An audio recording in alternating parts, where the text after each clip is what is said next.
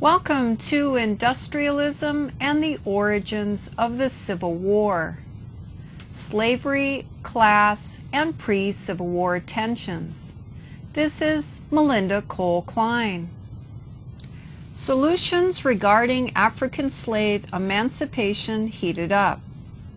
Britain found a peaceful resolution while America did not. As legislated by the British government and observed by the U.S. Congress, the importation of free Africans from Africa was illegal by 1808.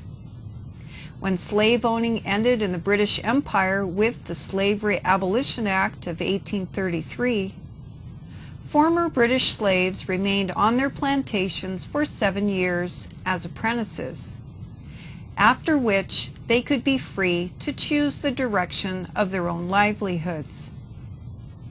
Apprenticing free blacks as a system had been used by the British in the Caribbean sugar islands for decades as an encouragement for well-behaved and intelligent blacks to rise in status as overseers to other Africans. Unlike the path of history in America, resulting from a bloody civil war, this resolution helped to overcome labor shortages across the British Empire from the 1830s until 1917. After the War of 1812, Americans would have a new literary genre, the slave narrative. These stories helped to bring and contribute to the movement that argued slavery was an immoral injustice. Most believed, such as Abraham Lincoln, that in light of the transition from mercantile capitalism to industrial capitalism, this made possible through the availability of wage laborers, slavery would lose its momentum and would end on its own without any significant attempt by abolitionists or through North-South military conflict. Unfortunately, in America, this is not what happened. Southerners continued to argue that they would be financially ruined if slavery ended with no compensation for the loss of their private property. To properly assess this argument, in which truth may be evident, some took a more methodological path to this problem in efforts to eliminate opinions and political biases. Scientific studies produced using the system of collecting statistics by 1860 illustrated slavery was not inefficient, as suspected by Northerners, and that life was better for the labor force under paternalism. For example, slaves ate better and lived longer than free factory workers in northern factory towns who, while free, died early, lived in poverty, and had no one to protect them in time of unemployment, sickness, poor working conditions, or meeting their physical needs. One such study was published in 1857 by Hinton R. Helper, a white Southerner, titled "The Impending Crisis of the South, How to Meet It." Helper argued the absence of slavery would uplift non-slave owning whites, about 60% or more of the population in the South, and poor Southern whites in general, and allow them a path to economic independence. So you see, it was not only Northerners who advocated the end of slavery. A national tax to fund a government emancipation bill was projected to cost $3 billion. This debt price would have put the nation into arrears, projected to last 25 years, until it was paid off by taxpayers. In a move intended to punish Southerners, non-slave-owning states argued it should not fall on the entire country to contribute to this debt. In the end, a government-funded Emancipation Bill failed.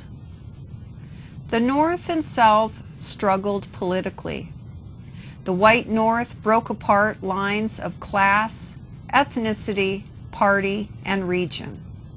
The white South broke apart lines of class, locale, and gender.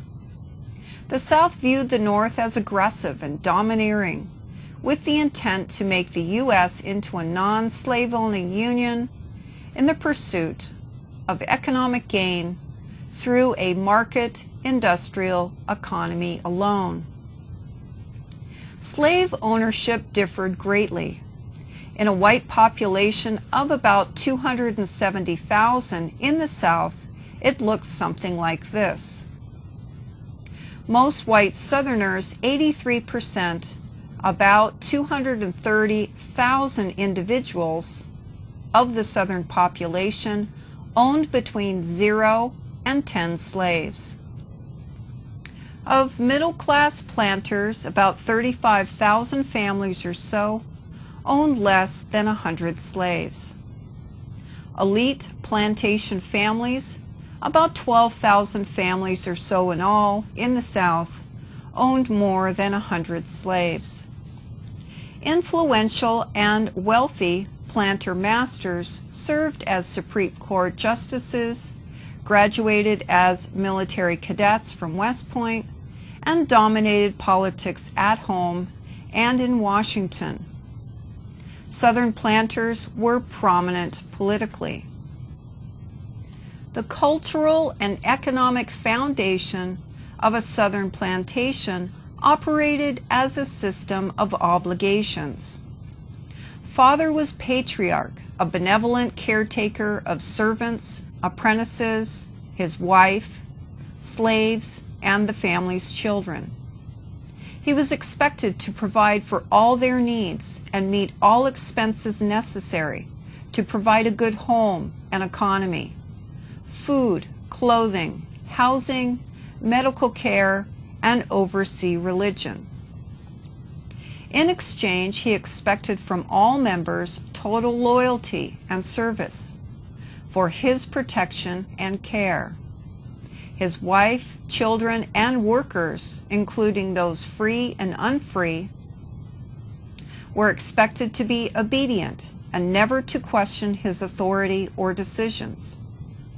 Like a king of his castle, at home, his word was law. Transgression from this model entitled the father to discipline as he felt necessary. Killing a slave was permissible for a just cause and not against the law. In Western culture, this is an old age system and traditional in some parts of the world. However, with industrialization, father would be moved from the home to the office and remain there as supreme authority. Leisure activities were highly competitive and served instructive purposes. They included hunting game, cards with gambling, and animal competitions such as breeding and athletic ability with horse racing. In addition, Southerners participated in political and military ceremonies and competitive displays of bravery and skill. The whaling industry in America begins with Jamestown. Though unfortunately for these settlers, they did not excel in fishing and whaling like their New England and Middle-Collie counterparts would do in the decades to come. Massachusetts received its patent from Charles I as a fishing colony. For the Virginia colonists, at times, they commented whales were so abundant they were bothersome to shipping. For the Pilgrims settling in 1620, 30 miles south of Boston, the abundance of whales was a noticeable facet of life, especially for fishermen who regularly herded them into coves in order to beach them. While early settlers were wholly unsuited to harvest whales, colonials would in time by mid-century or so, build the ships and whale boats needed for this dangerous task when hunting whales. It was obvious to early settlers that if one had the means, as a seaman, captain, or ship owner, that they could profit from this industry. And in America, settlers did. For whaling companies and their families' great profits could be had, although war interrupted the maritime industry from time to time. And for maritime families and the ship owners of New England in particular, this region economically would hear the call because of their nearness to the rich fishing grounds off the coast and north to Canada. The mighty whale served Americans and Europeans for centuries as a source of animal fat that could be boiled to release its oil. This oil would be used as a lubricant, an emollient. This would be a product that you could use in soap and perfume, and also as a source of light when used in lamps. From the time of the Stone Age, early man understood animal fat slowly burned while it illuminated for hours after the sun had set. Whale skin and meat had little commercial value outside of the seamen who consumed it. However, whale bones, teeth, and walrus tusks were sold as trinkets, kept as mementos, made into jewelry and sculptures. This carving activity occupied men away from home during their inactivity. Whale bone that was inscribed with pictures, stories, poems, and ideals is remembered in the form of scrimshaw. The foremost whaling museum in the country is found in New Bedford, Massachusetts. This museum houses an extensive collection of whalebone scrimshaw carved by whalers and seamen alike. Nantucket Island and the port of New Bedford became seaport hubs for whaling voyages. Anyone who has spent time to read Moby Dick by Herman Melville is immediately captivated by the author's ability to transport the reader into this maritime world of excitement, friendship, danger, and death. Melville, a former schoolteacher, took to the sea for an adventure on board a whale ship bound for the Pacific. It would be from his experiences he wrote, combined with a diary given to him by the son of the first mate, Owen Chase, who survived the sinking of the Essex. This vessel, by the accounts written by the survivors, Thomas Nickerson and Owen Chase, recounted their ship being rammed by a white whale in the Pacific repeatedly until it sank. Hard to believe?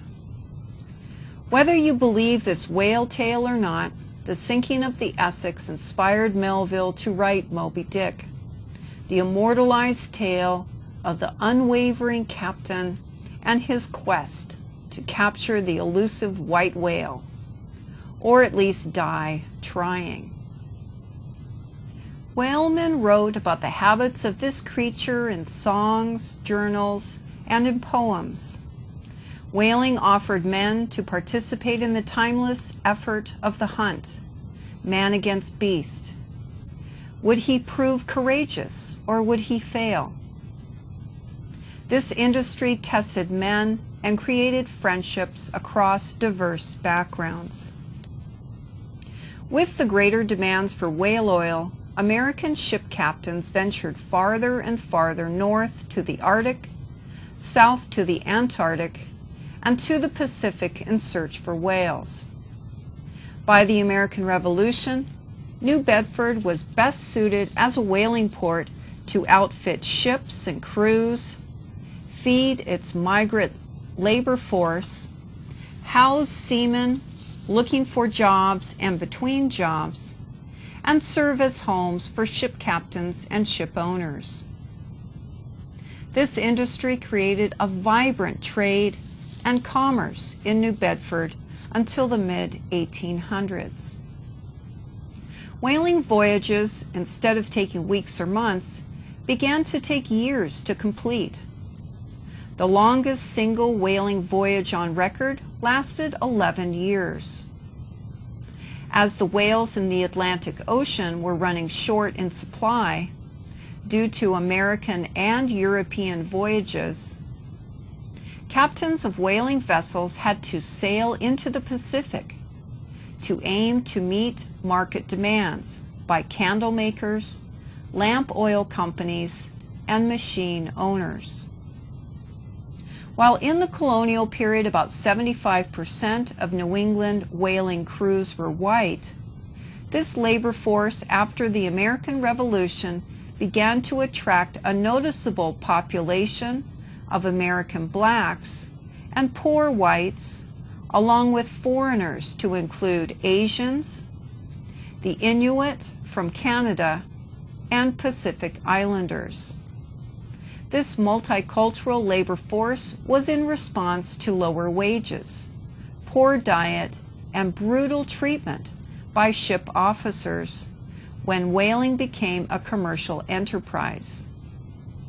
By the early 1800s, long gone were the days a crewman hunted with a relative. In this commercial environment, men who hired crews scarcely knew them.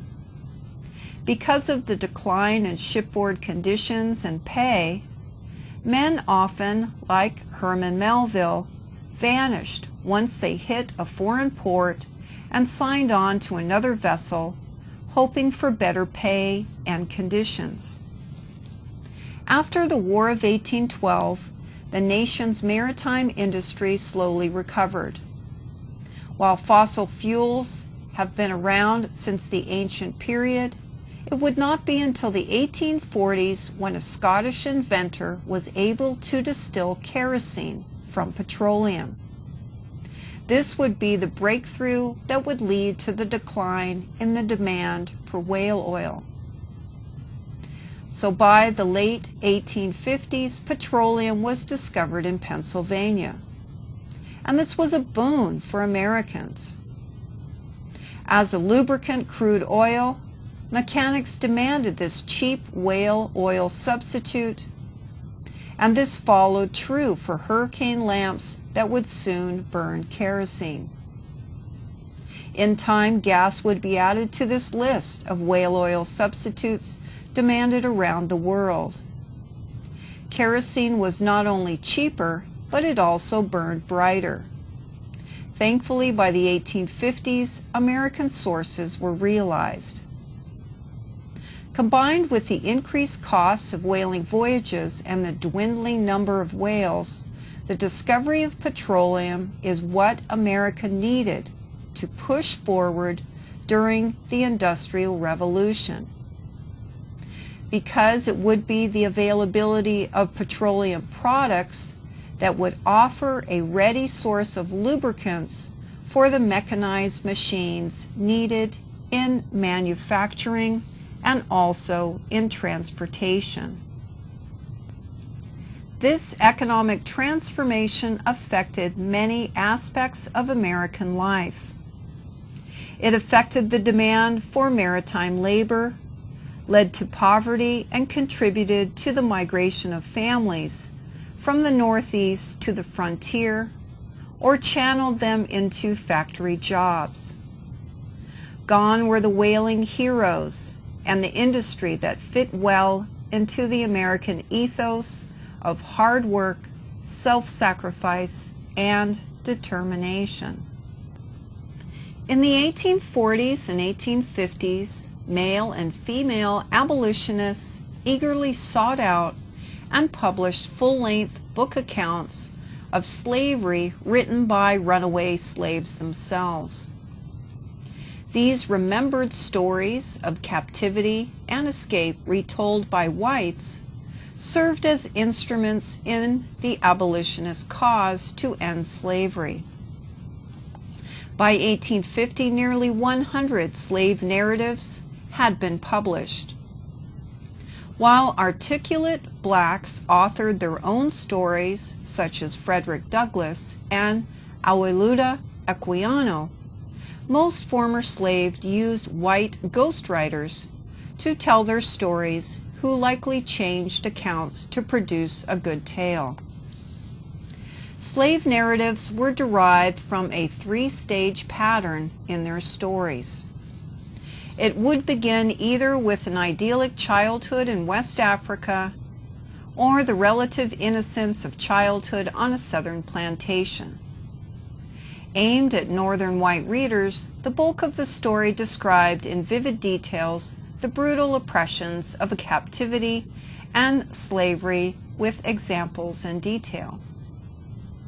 The story would dwell on the inhumane experiences of slave ships, if that was a part of the story. The humiliation of the slave sale, which of course British convicts and also indentured servants, not to forget these groups, also experienced.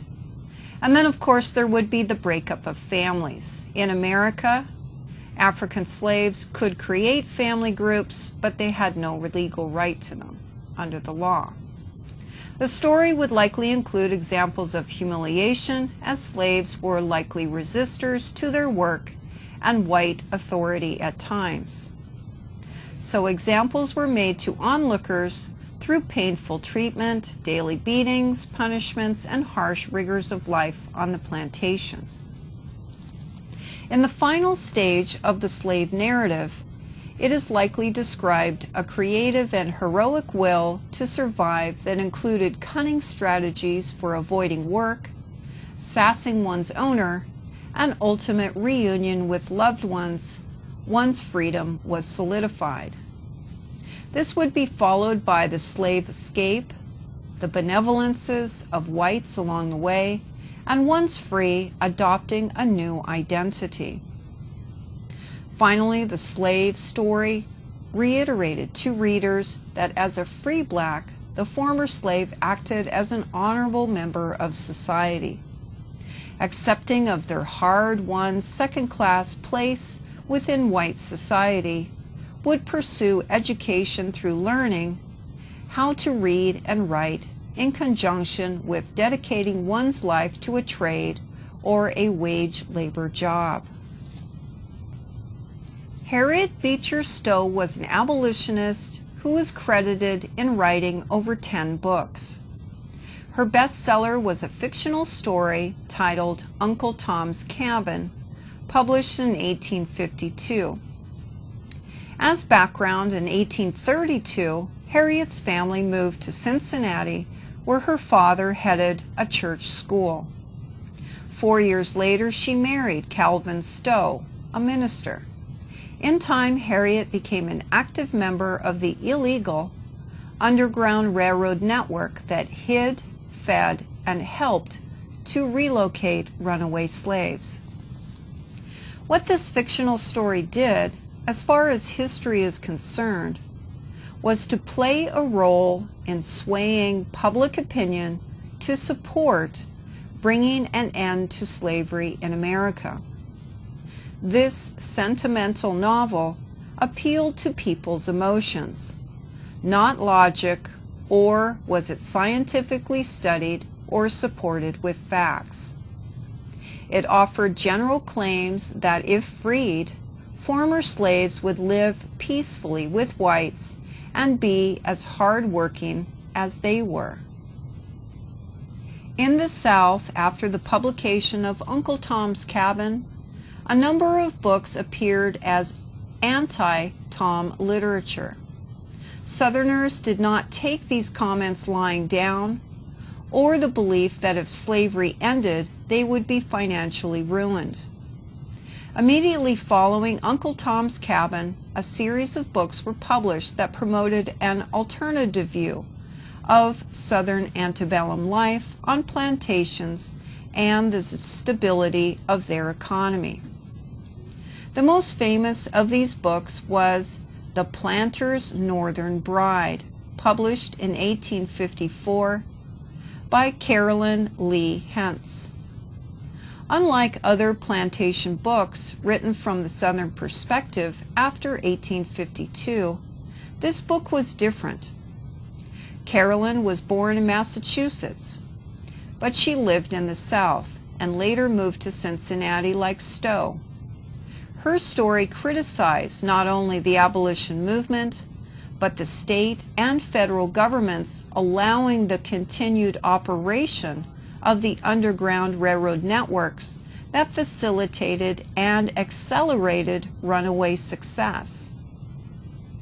This legal position was grounded in truth.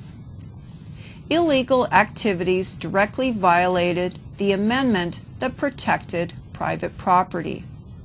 The story is about a daughter of an abolitionist who marries a Southerner who owns slaves. Though this marriage, she becomes to see how paternalism was a fair system and economically viable as a family enterprise.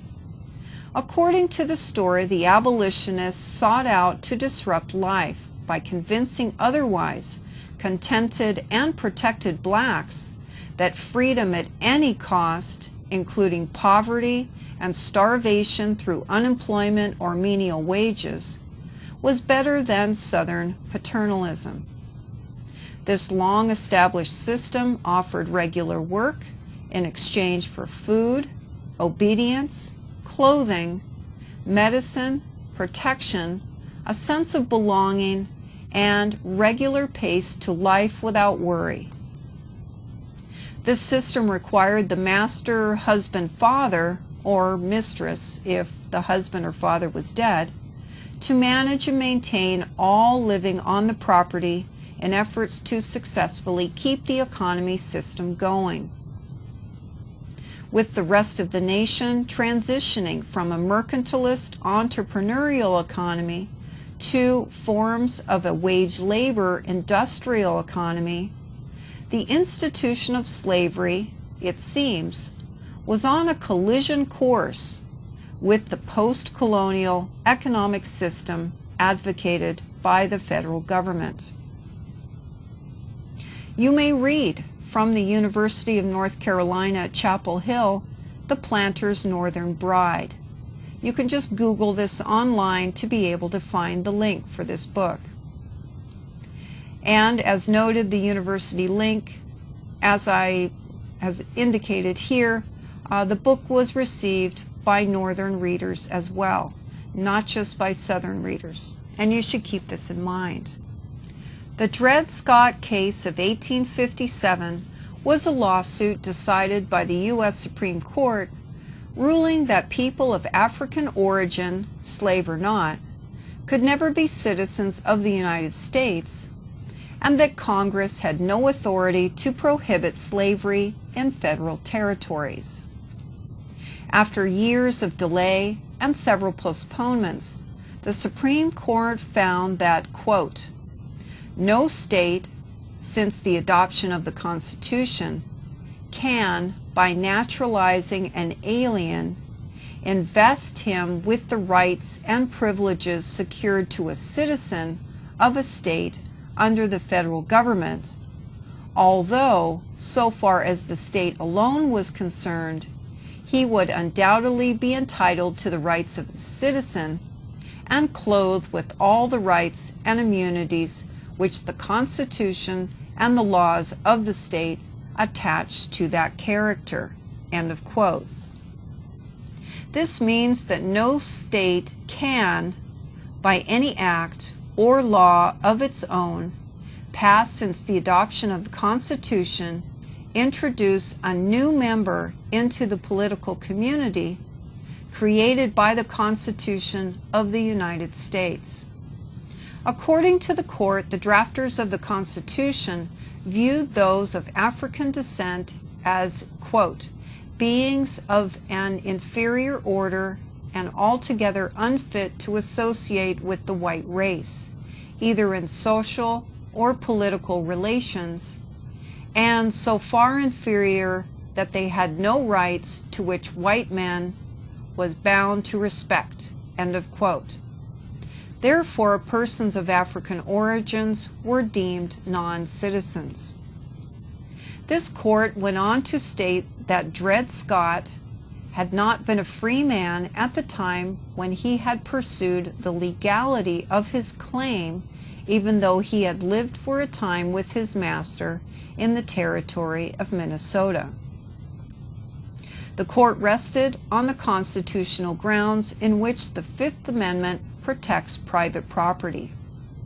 The court went on to state that the territorial legislators had no power to bar slavery.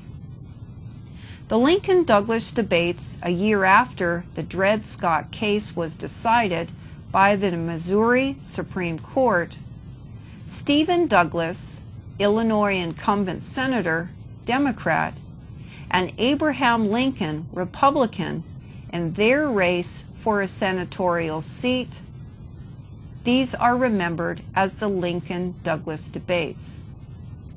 How the debates were organized and carried out set a precedent in their presentation and alternating uninterrupted format. In these 7 debates, the issue was whether or not the nation was doomed for the expansion of slavery. A historic speech given by Abraham Lincoln is remembered as the House Divided, in which he argued the nation, if it continued on a path in which slavery would expand, would split the nation, not only politically, but economically and socially. A memorable quote from this June 16, 1858 speech remains, quote, "A house divided cannot stand. I believe this government cannot endure half slave and half free." While Abraham Lincoln lost the senatorial race in Illinois, this political experience when debating issues of slavery prepared him when it came time to represent his party in the race for the presidency in 1860.